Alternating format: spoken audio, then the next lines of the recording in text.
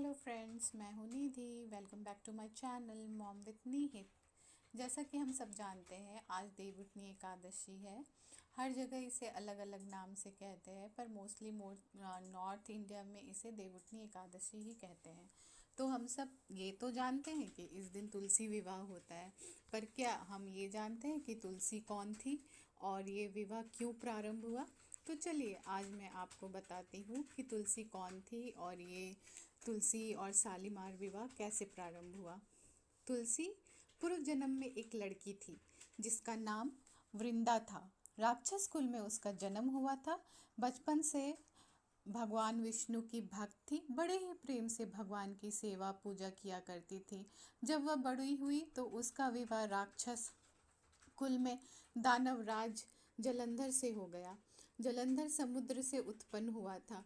वृंदा बड़ी ही पतिव्रता स्त्री थी, सदा अपने पति की सेवा किया करती थी। एक बार देवताओं और दानवों में युद्ध हुआ।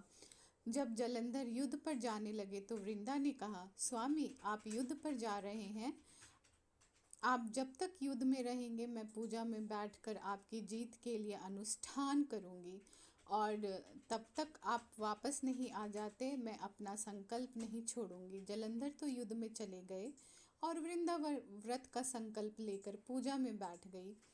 उनके व्रत के प्रारंभ में देवता भी जलंधर को ना जीत सके। सारे देवता जब हारने लगे तो विष्णु जी के पास गए। सब ने भगवान से प्रार्थना की तो भगवान कहने लगे, वृंदा मेरी परम भक्त है, मैं उसके साथ छल नहीं कर सकता। फिर देवता बोले, भगवान दूसरा कोई उपाय भी तो नहीं है, आप ही हमारी मदद कर सकते हैं। भगवान ने जलंधर का ही रूप रखा और वृंदा के महल में पहुंच गए।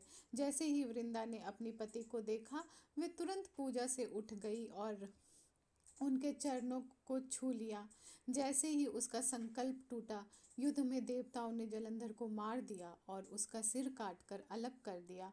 उनका सिर वृंदा के महल में गिरा। जब वृंदा ने देखा कि मेरे पति का सिर तो कटा पड़ा है, तो फिर ये जो मेरे सामने खड़े हैं ये कौन है? उन्होंने पूछा, आप कौन हो जिसका स्पर्श मैंने किया? तब भगवान अपने रूप में आ गए और कुछ भी बोल ना सके। वृंदा सारी बात समझ गई। उन्होंने भगवान को श्राप दे दिया, आप